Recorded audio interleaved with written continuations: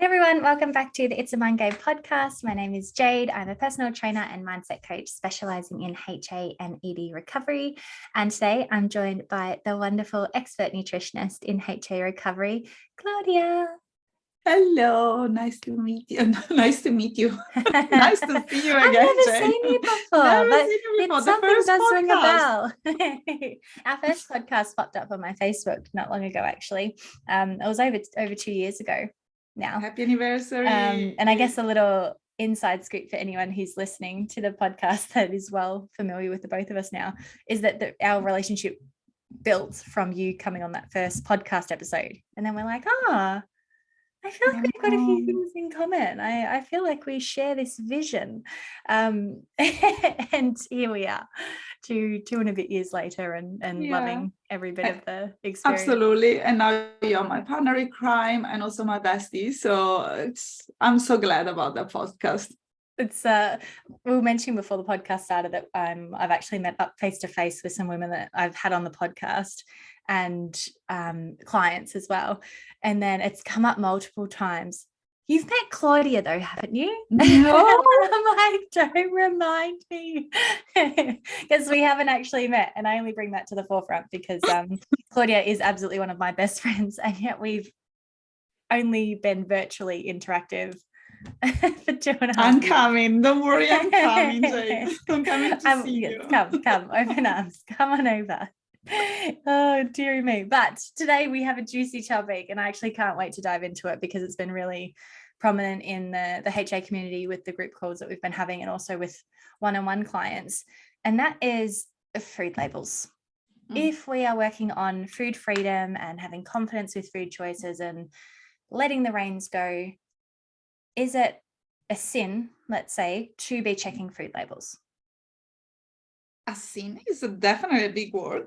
I would say that checking food labels can potentially be problematic if you're in the process of recovering from an eating disorder for many different reasons. So checking food labels can lead to obsession and anxiety, perfectionism, can really trigger calorie counting, macro counting. It can lead to food avoidance. So and there may be many different reasons why checking food labels during ED recovery is not optimal. But I think that today it's also going to be important for us to shed some light of why checking food labels can be very empowering and very helpful, especially when it comes to hormonal restoration and fertility and pregnancy, of course. And you know all about this right now. Yeah, absolutely. And that's why I was so excited to open up this conversation, because I think we might break it down into two parts. So HA and ED space, and then pregnancy, just so that sometimes we speak in tongues, but it's a little bit confusing. He doesn't speak Jade and Claudia language. But when in HA and ED recovery, I think there's this perception that food freedom means you can eat absolutely anything you want when you want, and you shouldn't have, let's say, I refer to them as health values in regards to making food choices. It should just be, I want it, I have it. If I feel like it, I have it. And there's definitely a positive in that thought process, because if you've been restricting for a really, really long time, that idea of just have the cupcake, have some pasta. If you feel like 2 apples, have 2 apples. You don't have to have one. So I can see where that statement's been like the foundation of the statement, which is just like, have a go, experience it, see what it's like, see how your body feels. But I think it's now at a point where it's been taken perhaps a little bit too far, where the idea of, if you look at a food label to categorize if you want to eat something, that you shouldn't be looking at labels, because if you're criticizing the sugar content, the fat content, the protein content, the carb content, that's your disorder showing. And I guess to break it down a little bit more, for me personally, when I think about labels, I think the emotion attached to whatever we read is more important than the actual thing that we read. So as an example, if you've got a muesli or a cereal and you've got 2 options available to you, and you're just looking at, they both look really great. Turns out one's got a little bit less sugar. Cool, I'm happy with that. And you go for the other one. it's a very neutral decision. There's no heart rate racing. There's no 10,000 thoughts attached to this one measurement. It's just, oh, look, both look good. I do prefer a less sugar muesli. I'll just pick that one. Where the issue may lie is if you're looking at these two labels and perhaps the one in higher sugar, you actually go, oh, but it looks really tasty. Like perhaps it's got something really yummy and appealing in it. No, you can't eat that though. You've seen that there's sugar in it. You've seen that this, and if you eat it, you're going to get fat. And if you eat it, people are going to think you don't care about. You have 10,000 thoughts or a tornado of thoughts attached to the data that you're reading. And I think that's the only time where reading labels is an issue, because you're not being logical about it. You're being emotional. What are your thoughts? Absolutely agree. I'm a big price shopper, meaning that whenever I go to the shops, I always compare pricing. And sometimes you pick up a muesli bar or a protein bar, which says high fiber, high protein, and it costs almost double the amount compared to another one. And then when you check the ingredient list, the one that says high protein has sometimes the same amount of protein of the other one at a much higher price, simply because of marketing. Different example, I went to the shop the other day with my daughter. She's almost 6 years old, so I'm trying as much as I can to give her the best food that is available on planet Earth, even though she has a very sweet tooth. And if you ask her what are your favorite foods, are pizza, ice cream, cookies. But anyway, that's beside the point. Shock horror. Yeah.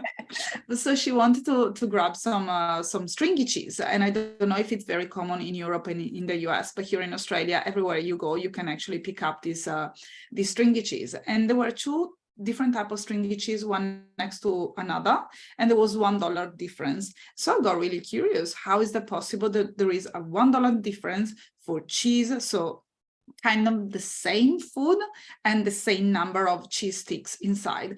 And I turn it over, the amount of ingredient on the cheapest one was unbelievable. There were somewhere between 20 and 25 different type of things written on it, including natural flavoring, which, as you know, they can list whatever they want underneath the label of natural flavoring.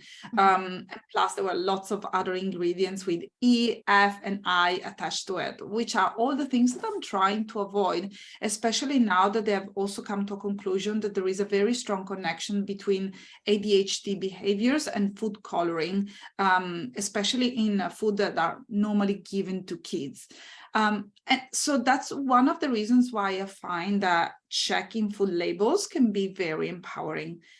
When I find that it's not empowering is exactly for the reasons that you've just so beautifully explained, when there is an emotional attachment and when it can also change your choices, meaning that, for example, if you wanted to have, let's say, a croissant, and you go to the shop and you buy the croissant, you check the full labels, and all of a sudden you notice that it's very high in carbohydrates and very high in calories. And then only because of the amount of calories, you make a decision to not have it.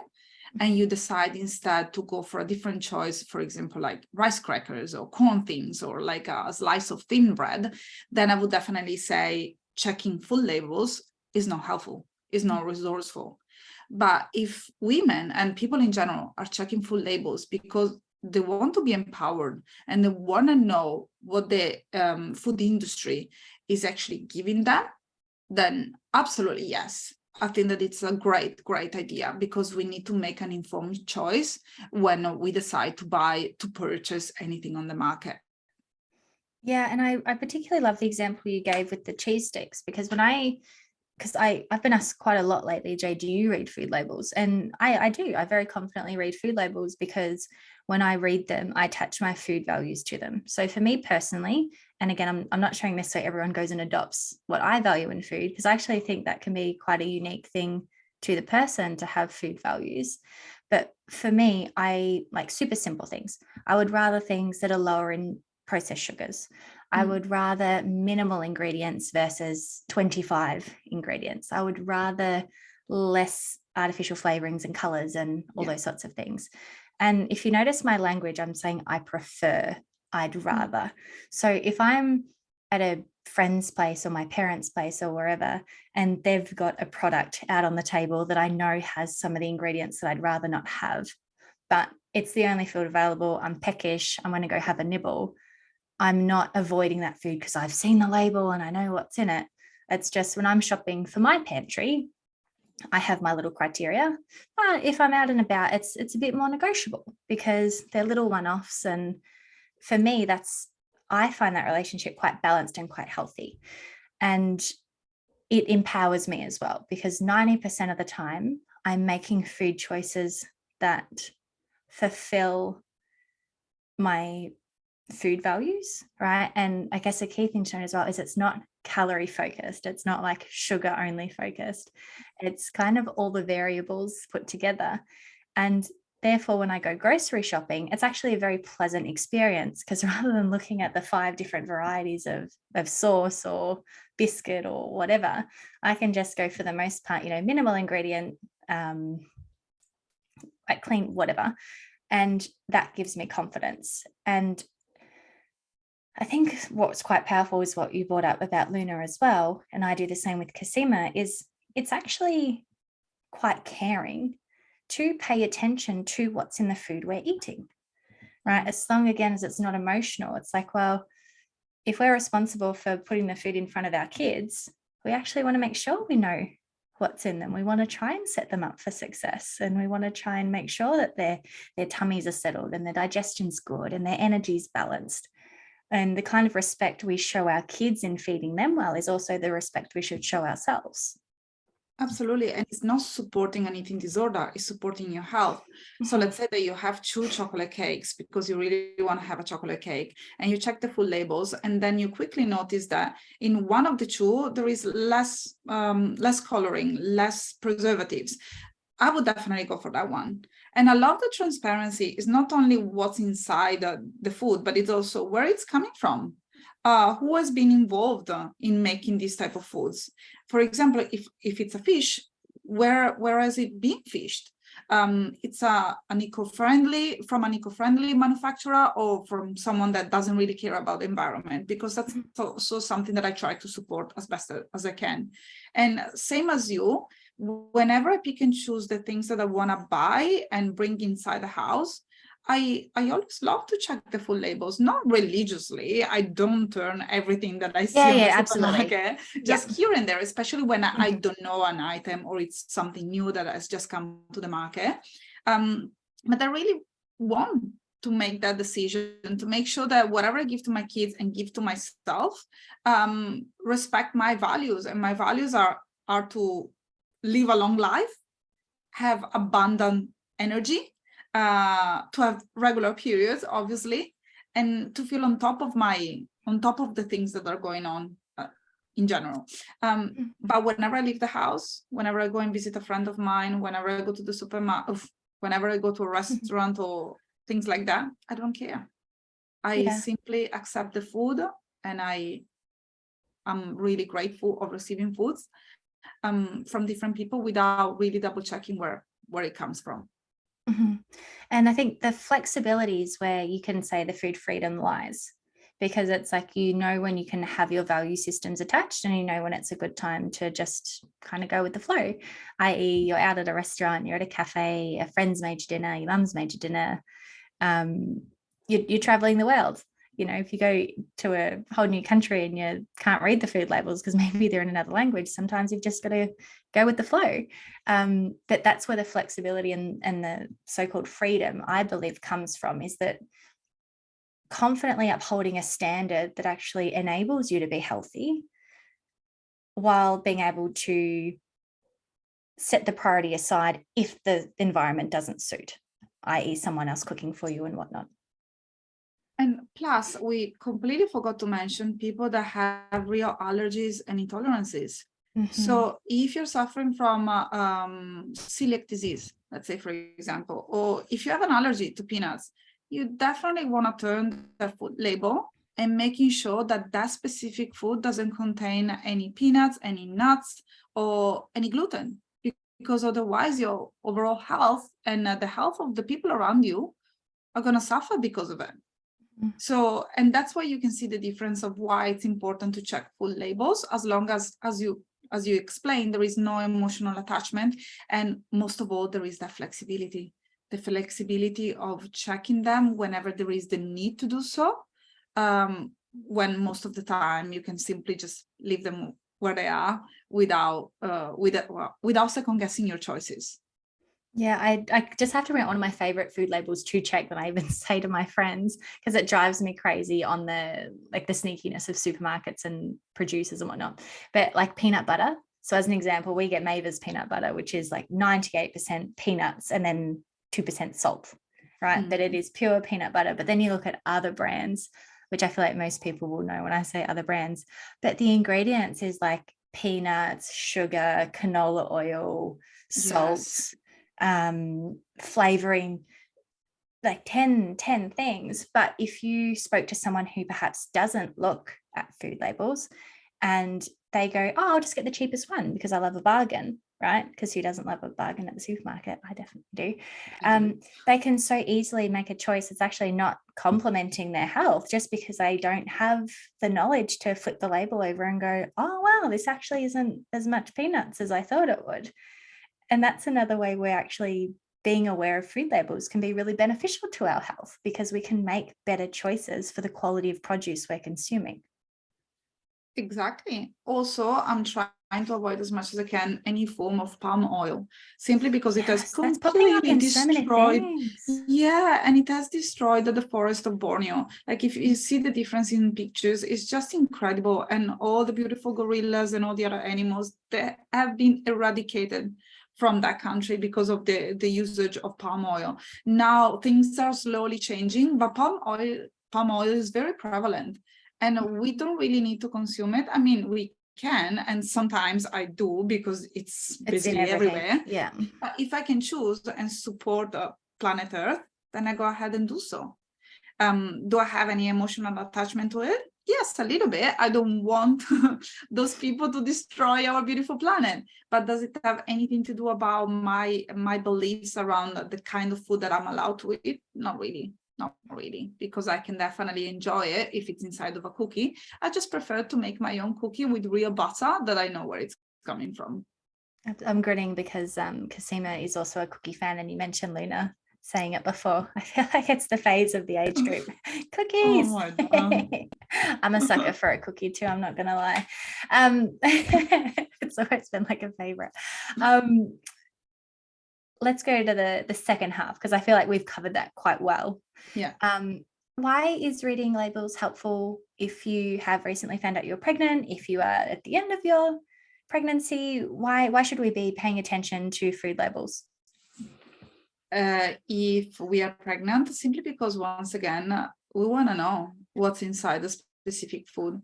Some foods are not pregnancy friendly, and that's something that our pregnant woman should avoid. There are some places where they're quite unsafe in terms of grabbing foods when you're pregnant. And also, once again, marketing. There is a very, very common pregnancy supplements that is sold here in Australia, is number one. And is sold as the number one most comprehensive prenatal vitamin in Australia.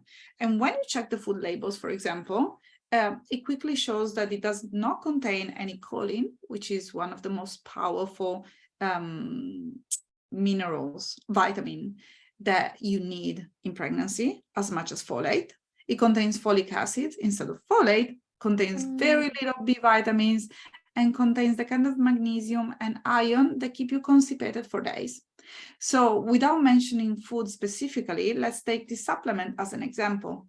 Without checking the food labels, a pregnant woman could definitely say to her doctor or nutritionist or whomever she's working with, yes, I'm taking my prenatal supplements daily, and I still don't know why my iron level is pretty low, and I'm getting cramps on my legs, and I feel very lethargic and quite sick. So yeah, I think that's an example that really shows why checking food labels in pregnancy could be once again empowering.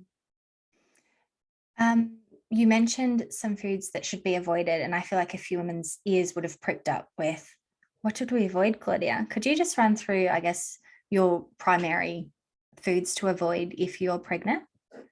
I would definitely say any food that comes from the deli. So if you're shopping at a supermarket, anything that is sitting in brine or has been sitting there for a long period of time. So for example, any soft cheese that it's, swimming in brine, even olives, deli meats, definitely avoid deli meats unless they are extremely and thoroughly cooked.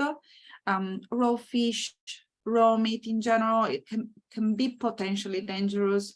Eggs as well, unless they're boiled, thoroughly boiled. Salads that have been unwashed or have been sitting there for a long period of time, for example, in a salad bar. Sushi, not only because of the raw fish, but also because of the cross-contamination and because of the rice. So rice, it's normally brings lots of bacteria, and if you allow those bacteria to thrive, that can really create havoc inside a woman's body when pregnant. So basically, we're trying to avoid anything that can trigger that can bring inside a person Listeria and Salmonella, which are the two worst bacteria to be exposed to when pregnant, because they can be easily treated when you're not pregnant. But once you're in pregnancy, you cannot take the specific probiotics that can actually help you to feel better in a short amount of time. To top it all off, Listeria is that kind of bacteria that doesn't give the pregnant woman any symptoms, but sometimes, but can affect the fetus, can affect the baby. So these are my generic recommendations. And then obviously there are many more that we can go through, but the list is pretty extensive anyway. Yeah, I found it really interesting even recently when I found out I was pregnant, went to the doctor, and he said some really bizarre things like, oh, you're on a prenatal supplement, but there was no, what brand does it have these 3 things in it, or just generally assumed that I'd made a really good choice, which thankfully, like, I'm receiving guidance for that level of care, so I trust that what I'm having is suitable.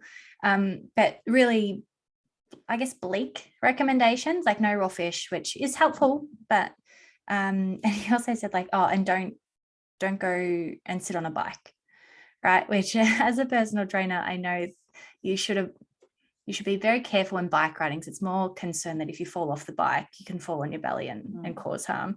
But the key points just kind of like rolled off his tongue, and I'm like, wow, there is no thought to this at all. And thankfully, having had one pregnancy, being in the health industry, I'm a lot more aware. But as you beautifully highlighted, there's so many women taking supplements thinking that, like, they're doing all the right things, and yet they're getting all these symptoms.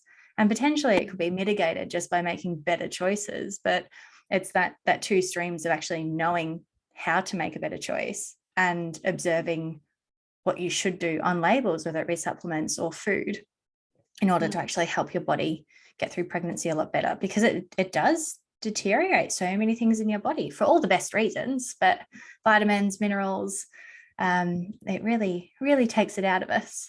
But also, you mentioned exercise. For example, your doctor told you not to jump on a bike, but there are many different types of exercises that actually need to be avoided. So anything that can really squash the uterus during pregnancy is not the best time to work on the core muscles, but it's better to work on the obliques, making sure also to possibly not to go dancing, because there is that chance of falling, of being pushed by other people, or being poked in the belly. And then I'm pretty sure that there are other recommendations that you could do. Exercise much better than I do, obviously, but also twisting. Lots of women say, oh, I'm doing yoga, so I'm fine, or I'm doing Pilates. But even if you're doing Pilates and yoga, you're not meant to be lying down on your back for an extended period of time. Otherwise, you're going to stop the flow of oxygen to the baby. You're not really meant to exert yourself in general, or to do any twisting. So there is a list of things that pregnant women should be aware of and careful about when carrying a baby, and they're not normally discussed in medical settings for some reason. Yeah, and I am going to do a podcast in the future about the guidelines for training while pregnant, because there's beautiful. It's simplified. It's simple, but it's also detailed. Like, as you brought up, the core side of things, there's certain movements that should be avoided because it's purely just the surface level abdominals. Yeah. But there's so many that are so beneficial. But to categorize all core or whatever else, so it's easier to the people trying to give across the evidence, but it's not really beneficial to the women who are just, okay, I won't do anything. But something really cool, which I'll discuss in the podcast, is I think it was the American Gynecology and Obstetrics completely threw its recommendations for physical activity on its head in, I think it was 2020. And I won't do a spoiler, but the changes from 2010 recommendations to 2020 are mind-blowing, like absolutely mind-blowing. So I'm excited to share that in the future. But for now, I feel like we've done a very good coverage of food labels, why it's important to have the awareness and knowing how to monitor it in regards to, if you are super emotional, then perhaps reach out to Claudia and we can work out a way for you to show some TLC to those emotions while reading labels. Or if you don't have that emotional element kicking in, you can just confidently going about doing what you're doing without thinking, well, clearly this isn't food freedom because I'm reading information on this package. Is there anything you wanted to add before we finish up? No, I think that we have covered the subject pretty thoroughly. So I'm really happy I'm actually looking forward to receiving the podcast when you talk about exercise in pregnancy, because that's a topic that it's much needed. Yeah, absolutely. And I'm super excited. And I've some of the workouts I've been posting on Instagram, I've been getting quite a few messages of both, can you do that? And I didn't know you could do that. And yeah, so I'm very excited to share that, and hopefully women can feel a lot more empowered with training during pregnancy, because it's really good for us to train during pregnancy. But for now, I'll leave all of our contact details in the show notes. If you could like and subscribe or leave a comment, that would be amazing. And ladies, we will see you in the next one. Bye.